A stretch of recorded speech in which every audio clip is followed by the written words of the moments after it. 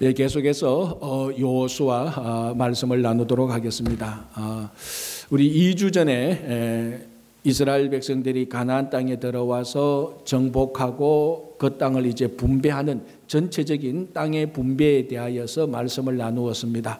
그리고 지난 주간에는 이제 실제적으로 갈렙이라는 사람이 헤브론 땅을 차지하게 되는, 그 땅을 분배받아서 차지하게 되는 것을 우리가 살펴보았습니다. 이제 오늘은 세 번째로, 그러니까 땅을 분배, 기업 분배의 세 번째 이야기로 레위 지파와 그 성읍들, 간단하게 줄이면은 레위 지파 이야기 또는 레위 이야기라고도 말할 수 있습니다. 레위는 그러면 땅 정복하고 땅을 나눌 때에 무엇을 분배받았는가, 그것을 우리가 오늘 함께 나누도록 하겠습니다. 오늘 본문인 첫 번째 본문인 여호수아 13장 32절 33절 보면은 레위 사람들이 가나안 땅에 들어가서 분배받은 것은 땅이 아니었습니다. 이 말씀은 이미 민수기하고 민수기의 신명기에 두세 번이나 더 반복되었습니다. 그래서 리얼터 하시는 분, 부동산 업자들이 제일 싫어하는 지파가 레위 지파라고 합니다. 아니, 그 가나안 땅 정복 다 하고 들어가서 땅을 분배받는데 왜 바보처럼, 다른 지파는 다 땅을 분배받는데 레위 지파는 땅도 하나 분배받지 못한, 딱 부동산 업자들이 싫어하는 그런 지파인데, 그러나 그거는 정말로 착각 중에 착각입니다. 레위 지파는 땅을 분배받는 대신에 하나님 그 자신을, 하나님 자체를 기업의 유산으로 받았습니다. 여러분 전혀 안 놀라시는 것 같아요. 지금 이건 사실은 놀라고 놀라야 될 일입니다. 여러분 생각해 보시죠. 땅을 분배해 주는 그 하나님을, 아니 땅 분배 정도가 아니고 이 우주를 창조하신 그 하나님을 우리 지파의 유산으로 받았다는 게, 이게 상상할 수 없을 정도의 충격적인 사실입니다. 그래도 충격을 안 받으시니까. 여러분 저기 우리 맨하탄의 엠파이어 스테이트 빌딩 있잖아요. 그 소유주가 누군지 모르시죠? 그렇죠. 뭐 알 필요가 없죠. 우리하고 먼 거리 얘기니까. 그 소유주가 여성인데 죽을 때에 자기가 애지중지하던 개 한 마리에게 유산을 남겼습니다. 얼마나 남겼을까요? 1200만 불. 이거는 놀라네. 이거보다 더 놀라운 게 레위 지파가 하나님을 기업의 유산으로 받았다는 겁니다. 여러분 인류 역사에 우주 창조자를, 우주의 창조자를 전지전능하신 가나안 땅을 정복하고 그 땅을 다 분배해 주었던 그 하나님을 기업의 유산으로 받은 사람은 레위 지파 외에는 아무도 없습니다. 하나님을 자기 기업의 유산으로 받았습니다. 그러니까 뭐 부동산 업자들이 왜 바보처럼 땅을 분배받다니 못 받다니, 그거는 아무런 말할 가치가 없습니다. 진짜로 좀 표현이 거칠지만 하나님을 분배받은 레위 지파는 이렇게 생각합니다. 그까지 땅 정도 아무것도 아니지. 그까지 땅 정도. 왜? 하나님을 기업으로 분배받은 사람은 충분히 그런 말을 하고도 남습니다. 우리한테야, 뭐 집 한 채 없는 우리한테야 그까지 땅 정도 이렇게 말할 형편이 안 되겠지만, 하나님을 기업의 유산으로 받은 사람은 그까지 땅 정도라고 충분히 말하고도 남습니다. 그만큼 레위 지파는 하나님을 기업으로 분배를 받은 지파입니다. 여러분 이스라엘 백성들이 출애굽할 때에 애굽의 왕 바로가 이스라엘 백성들을 놓아주지 않을 때 하나님께서 10가지 재앙을 내려서 결국 이스라엘 백성들을 출애굽하게 합니다. 그때 마지막 재앙이 애굽에 있는 모든 첫 번째 난 것들을 다 죽이는 그 재앙입니다. 그때 하나님께서 유월절 어린 양을 잡아서 피를 그 문에 바른, 문 인방과 그 문설주에 바른 그 집안은 죽음의 천사가 그날 지나가도록 해서 그 안에 있었던 특별히 이스라엘 장자들, 이스라엘의 첫 번째 나나들은 다 살려주었습니다. 원래는 다 죽어야 됩니다. 그런데 하나님께서 유월절 어린 양의 피를 보고 죽음의 천사를 지나가게 함으로 말미암아 이스라엘의 장자를 살려주었습니다. 그래서 이 이스라엘의 장자는 원래 죽을 목숨이었는데 살았기 때문에 나중에 이 사람들을 레위 지파로 대속하게 합니다. 즉 이 사람은 원래 이스라엘 첫 번째 장자 죽을 수밖에 없는 이 사람들을 레위 지파로 대선해서 레위 지파가 이스라엘 장자 역할을 하도록 하게 됩니다. 자, 이게 무슨 이야기인가 하면 오늘날 우리가 원래 우리의 죄와 우리의 악행으로 인해서 죽을 수밖에 없는데 유월절 어린 양 되시는 예수 그리스도 보혈의 피로 이스라엘 장자들이 살아난 것처럼 우리도 구원받고 살았습니다. 우리를 이스라엘 장자를 레위인이 대속한 것처럼 오늘날 우리 성도들 예수 그리스도 보혈의 피로 구원받은 우리들을 여전히 레위인이 우리를 대속한다는 패턴으로 볼 때 오늘날 이 시대의 구속적인 신분으로 볼 때 우리 성도들이 영적 레위인입니다. 그리고 기능으로 볼 때 우리 사도 베드로가 베드로전서 2장 9절에 우리 성도들 하나님의 자녀를 뭐라고 말합니까? 왕 같은 제사장이라고 말합니다. 여러분 이 제사장은 레위 지파의 후손들 가운데서만 나타나는 것이죠. 그래서 우리가 기능적으로 봐도 오늘날 성도들은 이 구약에 나타난 레위인의 역할을 감당하고 레위인의 신분을 구속적인 신분을 유지하는 게 오늘날 우리 성도들입니다. 그래서 구약에서 레위 지파가 하나님을 기업으로 분배받은 것처럼 오늘날 구약의 레위 지파에 해당되는 예수 그리스도를 믿고 영접했던 우리들이 하나님의 아들 예수 그리스도를 우리가 소유하게 되는 것입니다. 예수 그리스도를 우리가 기업의 유산으로 받게 되는 것입니다. 그래서 레위 지파가 하나님을 받았듯이 레위 지파가 하나님을 가졌듯이 우리 성도들은 예수 그리스도를 기업의 유산으로 받게 되는 것입니다. 자, 사도 바울이 예수를 핍박하다가 부활하신 예수 그리스도를 만나고 예수님을 믿고 영접하고 주님을 증거하게 됩니다. 그래서 우리 빌립보서 보면은 사도 바울이 예수 그리스도를 얻기 위하여 즉 예수 그리스도를 가지기 위하여서 자기가 이전에 가지고 있었던 모든 것들을 다 배설물로 여겨버렸습니다. 그 세상의 고상한 지식들, 세상의 귀한 것들 이 모든 것을 배설물로 여김은 내가 그리스도를 얻고 즉 그리스도를 가지고 그 안에서 그리스도 안에서 자기가 발견되어지기를 원했던 것이었습니다. 그리고 예수 그리스도를 영접하는 우리들은 예수 그리스도를 가지게 됩니다. 물론 이것이 물질 하나 그 종이나 어떤 볼펜 하나 가지듯이 호주머니 쿵 넣고 내 마음대로 하는 그런 식으로 우리가 가지는 것이 아니고 레위 지파가 하나님을 기업의 유산으로 받듯이 우리는 예수 그리스도를 기업의 유산으로 받은 레위인하고 같은 사람들입니다. 그래서 하나님을 가진 자는 모든 것을 다 가진 사람들입니다. 진짜로 오늘 우리 성도들이 예수 그리스도를 가졌다면 예수 그리스도를 레위인처럼 기업의 유산으로 가진 사람이라면 진짜 우리는 오늘 이 시대에 우리가 살면서 우리도 이렇게 고백할 수 있습니다. 그까지 땅 정도. 고백이 잘 안 되죠. 왜? 예수 그리스도를 아직 덜 소유했기 때문에 그는. 정말 사도 바울이 예수 그리스도를 얻었던 것처럼 우리가 그만큼 예수 그리스도를 얻었다면 진짜로 우리는 그런 고백이 저절로 나옵니다. 그까지 땅 정도. 예수 그리스도를 가지고 있는데 그까지 땅 정도가 뭐 필요합니까?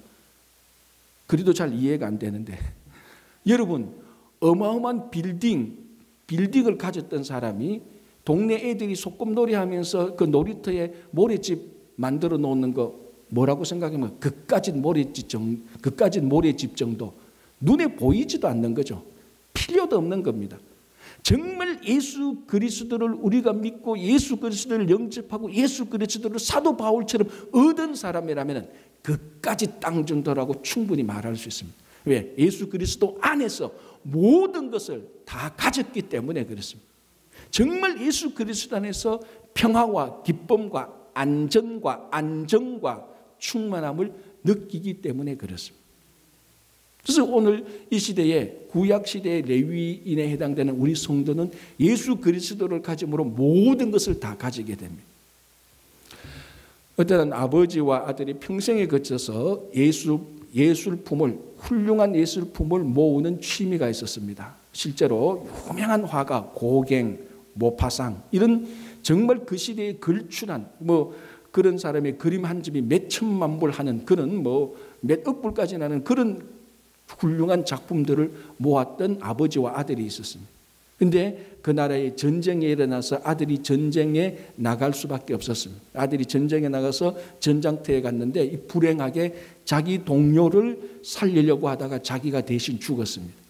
그래서 이제 그 부대에서는 아버지에게 아들의 전사 소식을 그때는 뭐 다른 통신이 없으니까 전보로 알려줍니다. 당신의 아들이 동료를 살리려고 하다가 전쟁터에서 죽었습니다. 당신의 아들을 애도합니다. 라고 이렇게 통신을 보낼 때 이 아들이 자기 다른 동료를 위해서 대신 죽어졌는데 그 다른 동료가 자기를 위해서 대신 죽으신 이 아들을 기억하고 자기도 기억하고 기념하고 그 아들을 잃어버린 아버지에게 너무나 미안하고 해서 그 아들의 초상화를 그렸습니다. 뭐 잘 그린 그림은 아니지만은 예술적인 가치가 있는 그림은 아니지만 아들의 초상화를 그려서 이 동료가 아버지에게 보냈습니다. 아버지가 그 초상화를 받아 보니까 뭐 작품으로서 가치는 없지만은 여전히 자기 아들임을 한눈에 알아보고 그 초상화를 귀하게 여겼습니다. 그러다가 이 아버지도 나이가 많아서 이제 죽게 되었을 때 이제 그 유언을 하는 변호사를 불러서 자기 유언을 합니다. 이 자기가 평생에 자기 아들과 평생에 걸쳐서 모아놓았던 이 모든 훌륭한 예술품을 내가 죽으면 다 경매에 붙여라. 그리고 경매에 붙이는 방법을 자기가 직접 자세하게 지시를 해놓았습니다. 그리고 이제 이 아버지가 죽고 이제 드디어 그 유언에 따라서 날짜와 장소를 잡고 경매를 하게 됩니다. 전 세계에 있었던 전 세계의 호사가들이 그걸 다 아는 호사가들이 막 몰려들기 시작합니다. 그 경매는 정말 훌륭한 작품들이 많이 있기 때문에 그래서 그 경매장에 들어가서 좋은 물건을 사려고 세계 호사가들이 모였고 드디어 경매가 시작됩니다. 경매가 시작됐는데 제일 첫 번째로 나온 작품이 바로 그 아들의 초상화였습니다. 그래서 그거는 작품으로서 전혀 가치가 없으니까 이 경매하는 사람이 아들의 초상화를 들고 나와서 이 초상화를 사실 그러니까 이 호사가들이 지금 거기에 관심 없습니다. 그 아들 초상화가 아무런 작품에 관심도 없으니까 그거 빨리 지나가고 진짜 자기가 원하는 작품을 사려고 기다리고 있었습니다. 아무도 그 작품을 사려고 손을 들지 않는데 한쪽 뒤에서 한 사람이 손을 들고 그 아들의 초상화를 $9 50센트에 다 사겠다고 이제 제안을 했습니다. 경매 여러분 아시다시피 경매장에 가면은 누가 처음에 액수를 부르면 또 다른 분 이렇게 부르잖아요. $9 50센트 들어왔습니다. 다른 분 사실 분 없어요? 아무리 불러도 없는 거예요. 사람들은 빨리 이거 지나가고 자기 원하는 작품 사려고. 그래서 이 경매 붙인 사람이 이 초상화는 $9 50센트에 낙찰되었습니다. 땅땅땅 하고 모든 작품을 주섬주섬 챙기고 나가는 거예요. 그러니까 그 호사가들이 아니 경매해야 되지 왜 나갔느냐고 하니까 이 경매인이 이렇게 말했습니다. 이 모든 예술품의 주인이 남긴 유언에 의하면은 아들의 초상화를 가진 사람이 이 모든 예술품을 가지도록 되어 있다고 했습니다. 그래서 그 한 사람이 $9 50센트의 아들의 초상화를 가졌기 때문에 그 사람한테 모든 이 작품이 다 가고 경매는 끝나버렸습니다. 그래서 여러분 경매장에 가면 반드시 초상화부터 먼저 사시기 바랍니다. 다 가져갈 수 있는 찬스가 있을 수 있습니다. 무슨 말인가? 아들을 가진 자는 모든 것을 다 가집니다. 하나님의 아들 예수 그리스도를 우리가 믿음으로 영접하고 가진 자는 정말 세상의 모든 것을 다 가진 것입니다. 예수 그리스도 안에 정말 기쁨과 즐거움과 인생의 목적과 가치가 그 안에 다 있습니다. 레위인이 하나님을 기업으로 받은 것처럼 오늘날 우리는 예수 그리스도를 정말 우리 삶의 유산으로 받았습니다. 무엇이 우리가 두렵고 무엇이 부럽겠습니까? 그 안에 모든 것이 다 있는데 특히 요즘 이 질병이 전염병이 세상을 판치는 이 세상에 예수 그리스도를 우리가 가진 사람이라면 예수 그리스도는 영원한 치료자입니다. 그분은 살아계실 때 나병 환자들도 고치시고 중풍 환자도 고치시고 심지어는 죽은 사람도 고쳐주셨습니다. 우리가 가지고 있는 예수 그리스도께서는 이 모든 전염병과 모든 질병에서 우리를 넉넉히 막아주시고 보호하시고 우리를 고쳐주실 수 있는 분입니다. 정말로 예수 그리스도를 믿고 예수 그리스도를 영접한 여러분들, 예수 그리스도를 가지신 여러분, 그 안에서 모든 기쁨과 즐거움과 충만함을 누리시기 바랍니다. 자, 레위 지파는 실제적으로 땅을 기업으로 분배받지 못했습니다. 그러나 가나안 땅에 들어가서 살아야 됩니다. 땅을 기업으로 분배받지 못했기 때문에 살아야 될 땅이 없습니다. 어떻게 해야 됩니까? 본문 여호수아 21장에 의하면 각 지파, 흩어진 12지파가 레위 지파를 위해서 살 수 있도록 성읍을 내어주어야 됩니다. 그 성읍이 48개입니다. 그 중에 6개는 우리가 다음에 보겠지만 도피성을 포함한 것입니다. 도피성을 포함해서 48개의 성읍을 레위 지파에게 내어줍니다. 그래서 12지파가 48개면 각 지파마다 4개씩 성읍을 내어줘야 됩니다. 근데 납달리 지파가 사정이 생겨서 3개의 성읍을 내어주고 대신 요셉의 2 아들이 한 성읍을 더 내어줘서 결국 또 그 평균으로 내면 4개의 성읍을 나옵니다. 그래서 12지파가 48개의 성읍을 내어주어서 이 레위 지파는 각 성읍에 흩어져서 살게 됩니다. 그러니까 이 레위 지파는 모든 지파에 들어가서 다 살게 됩니다. 자, 그럼 각 지파가 내어준 성읍에서 레위 지파가 살면서 레위 지파는 그 성읍에서 뭘 합니까? 그렇죠. 레위 지파의 고유한 임무, 성소를 관리하고, 그때는 성전이 없었을 때니까, 예루살렘 성전이 없었으니까 성막이 있었을 때였습니다. 성막 또는 성소를 관리하고 그 안에서 드리는 제사, 즉 예배를 주관하고 그 예배 드릴 때 나왔던 헌물을 관리하고, 그러니까 성소, 예배, 헌물, 이 모든 우리가 쉽게 말하면 영적인 일에 대해서 레위 지파는 몰입하게 되는 것입니다. 그래서 레위 지파가 각 지파에 흩어져서 각 지파로 하여금 거룩을 유지하도록 하는 것입니다. 각 지파에서 예배를 잘 드릴 수 있도록 돌보고 예배를 잘 드려서 끝까지 하나님을 섬길 수 있도록 이스라엘 백성들의 거룩을 지켜주는 겁니다. 여러분 한번 생각해 보십시오. 그 당시 가나안 땅, 우상 덩어리 땅입니다. 그리고 어떤 지파는 가나안 족속을 다 쫓아내지 못하고 가나안 족속과 함께 살고 있습니다. 이게 신앙으로 볼 때 얼마나 위태위태합니까? 그 우상 덩어리들, 그 사람들은 하나님을 섬길 줄을 모릅니다.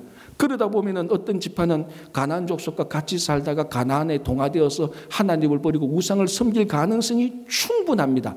그때의 그 성읍에서 그 지파에도 레위 지파가 들어가서 그 지파와 함께 레위 지파가 예배를 드림으로 세상에 동화되는 가나안 족속에 동화되는 것을 막고 거룩을 유지하도록 한 것이 레위 지파였습니다.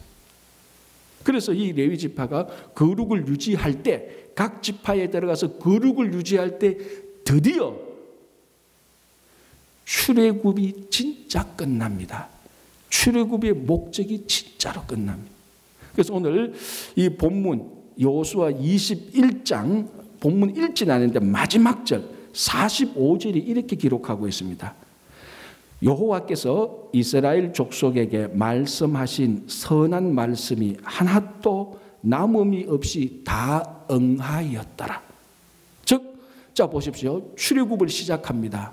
출애굽을 시작해서 홍해를 건너고 광야 생활을 거치고 요단강을 건너서 가나안 땅에 들어와서 여리고성을 점령하고 한 번 실패했다가 아이성을 점령하고 7년 동안 땅을 정복하고 그리고 각 지파별로 제비를 뽑아서 땅을 나누어주고 나눠준 땅에 각 지파가 들어가서 아직도 덜 쫓아낸 지파 가나안 족속은 쫓아내고 그래서 이제 마지막으로 레위 지파가 48개의 성을 받아서 48개 성에 다 레위 지파가 다 들어가서 각 지파들과 함께 하나님께 거룩한 예배를 드림으로 말미암아 거룩이 유지됨으로 말미암아 여호수아 21장 45절에서 하나님께서 말씀하신 것이 하나도 남김없이 다 응하였다.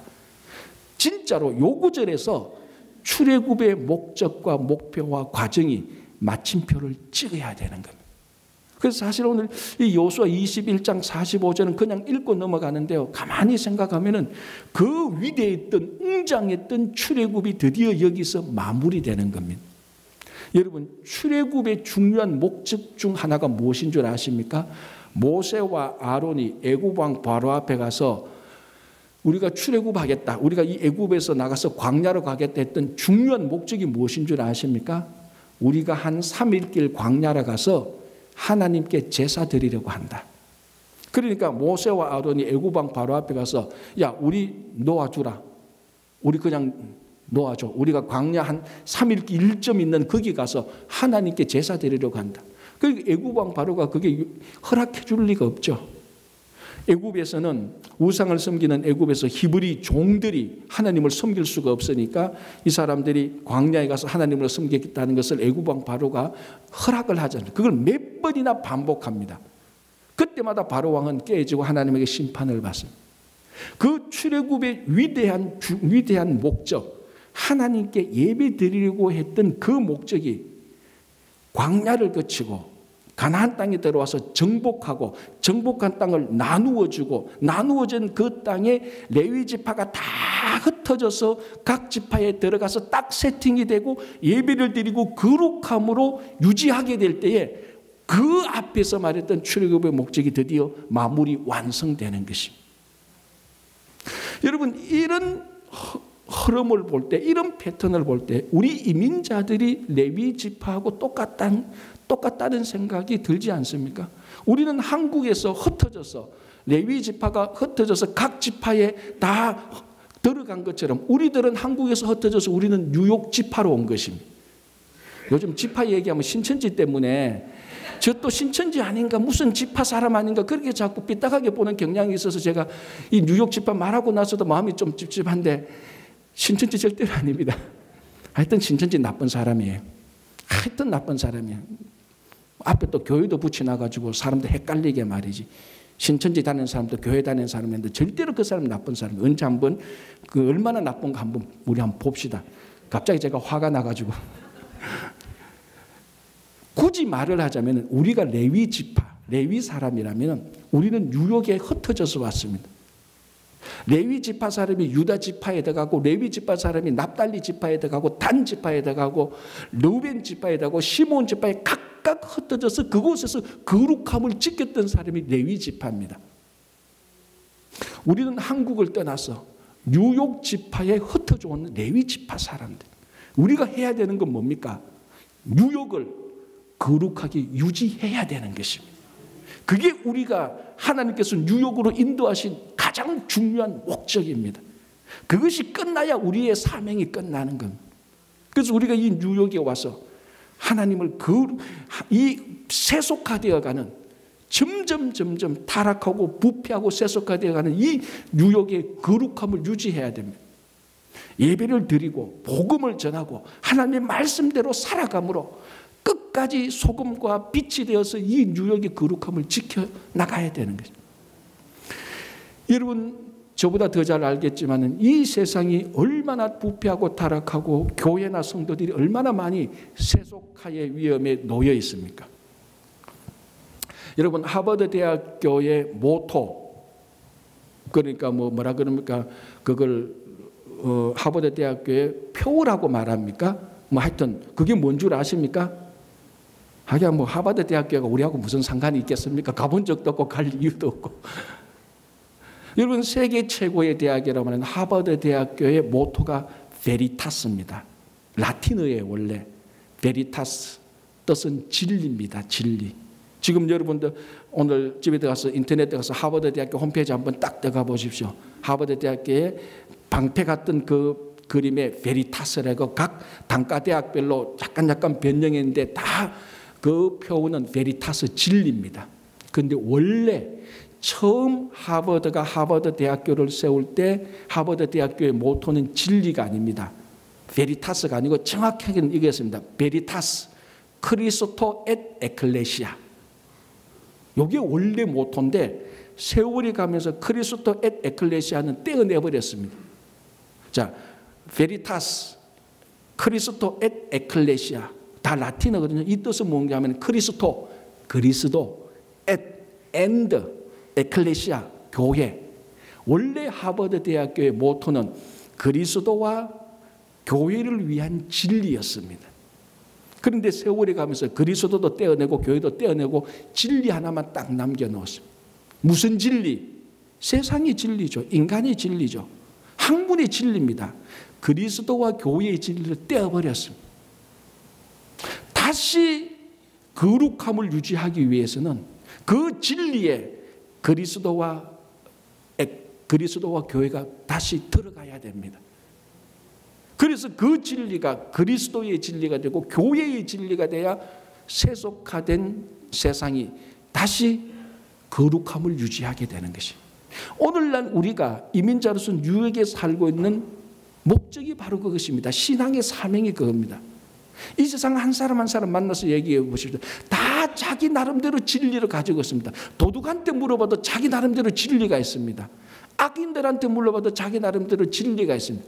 우리는 진리가 중요한 것이 아니고 누구를 위한 진리인가, 그게 중요한 겁니다. 그리스도와 교회를 위한 진리, 그것이 거룩함을 유지하는 것입니다. 그것이 우리가 뉴욕에 와 있는 목적입니다. 레위 지파가 각 지파에 흩어져서 거룩함을 붙들고 있는 것처럼 우리가 이 뉴욕에 와서 거룩함을 붙들고 있어야 되는 것입니다. 여러분, 지금 코로나 바이러스 상태를 보면서 지난주까지만 해도 영어로 말하자면 이 코로나 바이러스가 그러니까 멘데믹이 되는지 에피데믹이 되는지 그거 약간 논쟁이 있습니다. 에피데믹은 지역적으로 만연한 병, 멘데믹은 뭡니까?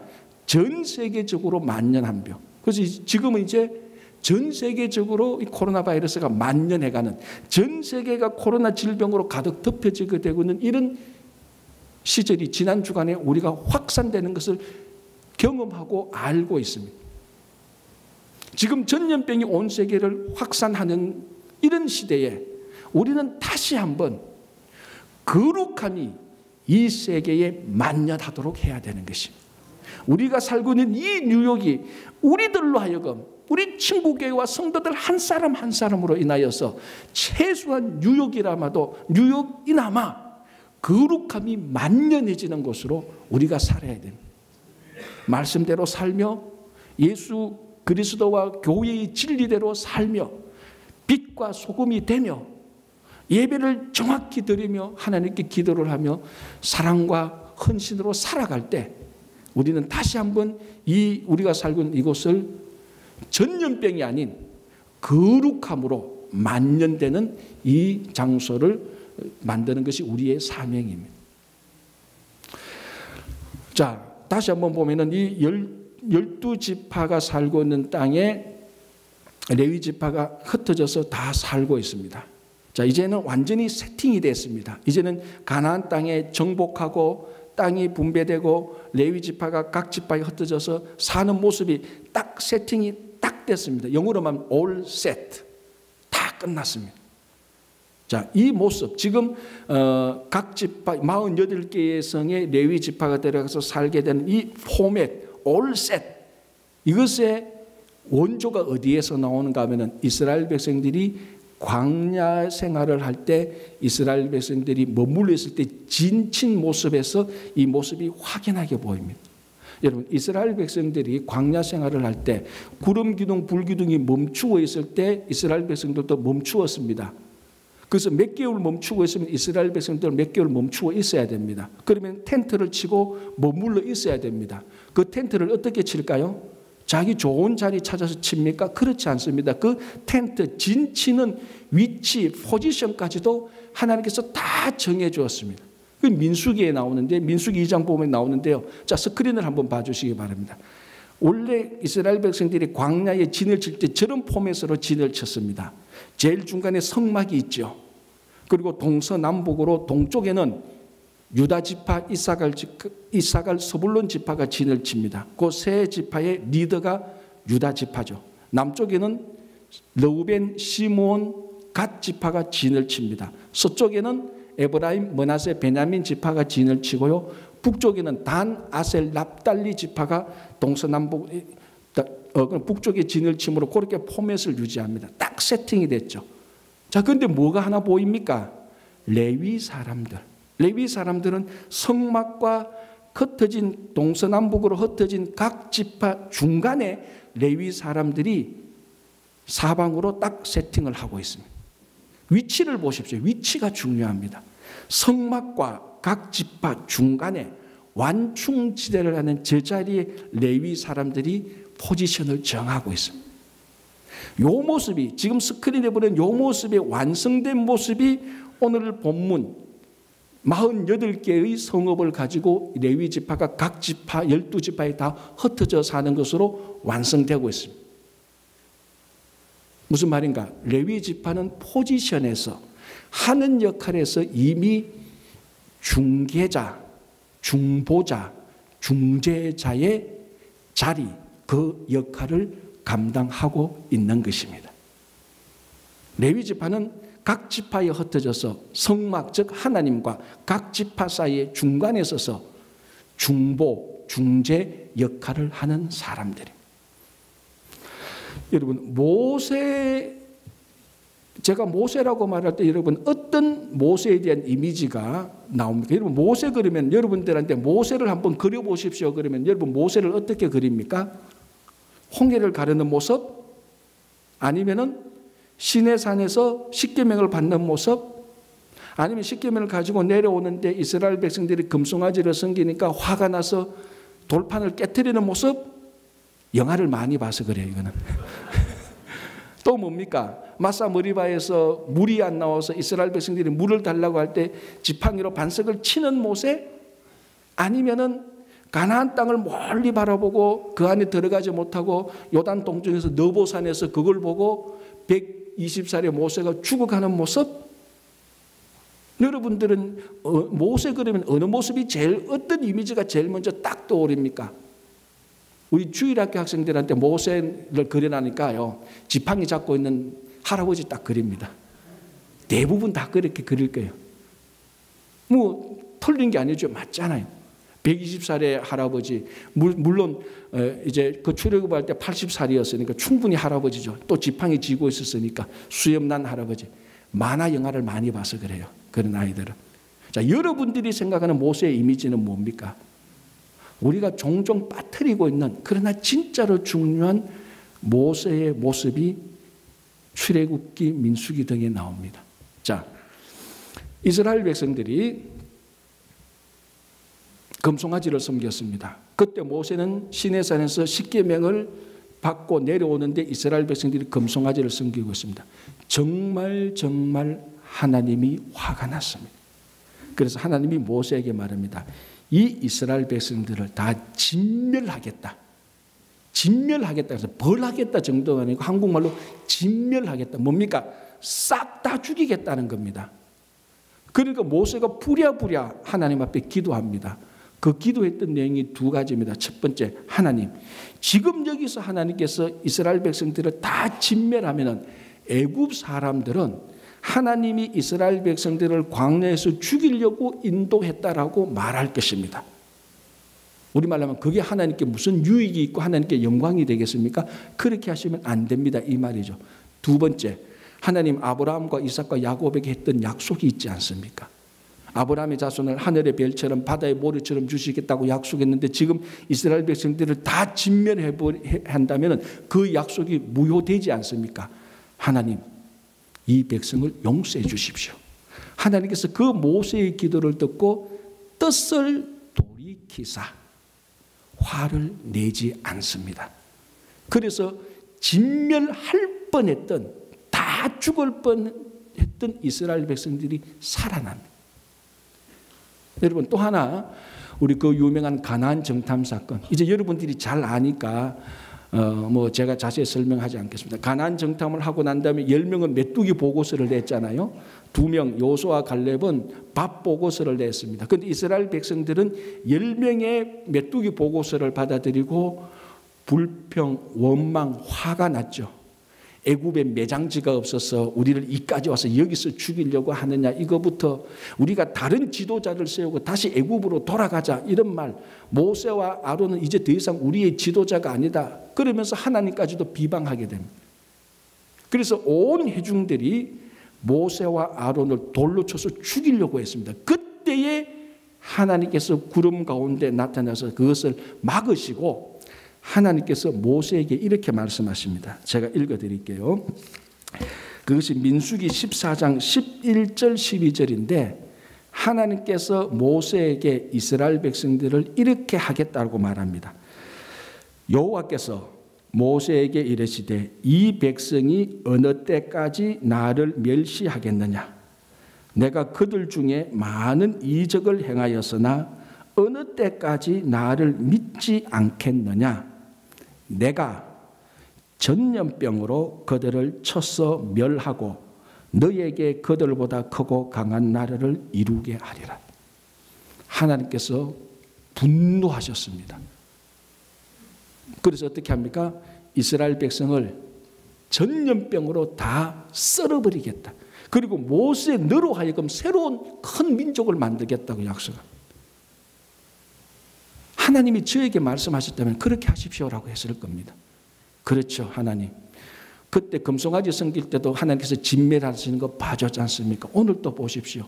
그만큼 약속의 땅 약속해놨는데 이스라엘 백성들이 전부 다 불신하고 내게 돌로 쳐서 죽이려고 했습니다. 하나님, 전염병으로 다 죽여버리십시오. 나는 하나님 앞에 성실하오니 앞으로 나를 통해서 민족을 만드십시오. 제것 때문에 이 하나님의 말씀을 덥석 받았을 겁니다. 그런데 모세가 어떻게 합니까? 또 하나님 앞에 서서 하나님, 지금까지 애굽에서 이때까지 이스라엘 백성들을 용서해 주신 것처럼 또 한 번 용서해 주십시오. 하나님께서 또 그 모세의 기도를 들으시고 또 용서해 줍니다. 그래서 이미 수천 년 전에 전염병으로 진멸할 뻔했던 이스라엘 백성들을 모세의 중보 기도를 들으시고 그 전염병을 철회시켰습니다. 여러분, 제가 처음에 질문했던 것 다시 질문합니다. 여러분, 모세의 모습에서 모세라고 생각할 때 어떤 이미지가 떠오릅니까? 이 성경을 보면은 출애굽기, 레위기, 민수기, 신명기를 보면은 우리가 종종 놓치고 있는 것이 뭔가 하면은 모세는 진짜로 하나님과 세상, 하나님과 이스라엘 백성들 중간에 서서 중재하는, 중보하는 사람이었습니다. 성막과 각 지파 중간의 포지션에서 중재하는 레위 지파처럼. 참, 모세가 어느 지파 사람이죠? 모세가 레위 지파 사람이에요. 모세가 세상과 하나님 사이 중간에 서서 진멸하려고 하는 하나님을 막으시고 전염병으로 멸망하려고 하는 하나님을 모세가 중간에 서서 기도함으로 막았습니다. 그게 레위 지파가 하는 일이었고 레위 지파였던 모세가 했고, 오늘날 앞에서 제가 말씀드린 것처럼 예수 믿는 사람이 레위 지파인데 오늘날 우리가 해야 될 일이 바로 그것입니다. 교회와 성도가 해야 될 일이 바로 그것입니다. 지금 전 세계에 여러분들을 위협하고 불안하게 하려는 것 아닙니다. 오죽했으면 어제 뉴욕주에 비상사태를 선포했겠습니까? 여러분, 언론을 통해서 알고 있지만 이탈리아는 두 도시를 완전히 봉쇄시켜버렸습니다. 이 상황이 어디까지 갈지 모릅니다. 그러나 두려워할 염려는 없습니다. 하나님께서 우리와 함께 하시니까. 그러나 우리가 준비해야 되고 기도해야 되고 예방해야 되는 것은 맞습니다. 레위 지파로서 우리가 오늘 모세를 보면서 하나님께서 전염병으로 이스라엘 백성들을 썰어버리려고 할 때 모세가 하나님 앞에 나가서 하나님, 그러지 마십시오. 한 번만 용서해 주십시오라고 간절히 중보했던 그 일을 오늘날 우리가 해야 되는 것입니다. 오늘날 우리가 하나님 앞에 서서 우리의 잘못을 고하고 우리의 무지와 탐욕과 오만과 사악함과 어리석음을 하나님 앞에 고하고 하나님, 한 번 이 전염병을 철회시켜 주십시오. 소멸시켜 주십시오. 모세처럼 기도할 때 하나님께서 또 우리 기도를 들으시고 뜻을 돌이켜 주실 것입니다. 여러분, 이 전염병이 중국의 잘못이다, 누구의 잘못이다, 그거 말하기 전에 우리가 하나님 앞에 서서 정말로 기도할 때 누구의 잘못이냐가 중요한 것이 아니고 지금 빨리 소멸시키고 철회시키는 것이 중요하니 우리가 세상과 하나님 중간에 서서 중보함으로, 중재함으로, 기도함으로 이 일을 해결할 수 있는 것입니다. 그게 레위 지파가 중간에 포지션했던 의미입니다. 오늘날 우리가 바로 그 자리에 있습니다. 그래서 이제부터 우리들은 더 많이 기도하고 더 많이 하나님 앞에 회개하고 더 많이 정말 우리의 잘못을 고백하면서 이 전염병을 소멸시켜 달라고 간절히 중보하는 중재하는 우리 모두가 될 때 하나님께서 우리 기도를 들으시고 속히 이 일을 해결해 주실 것입니다. 그래서 염려하지 말고 두려워하지 말고 모세처럼 하나님 앞에 나아가는 우리 모두가 되기를 간절히 바랍니다. 기도하겠습니다.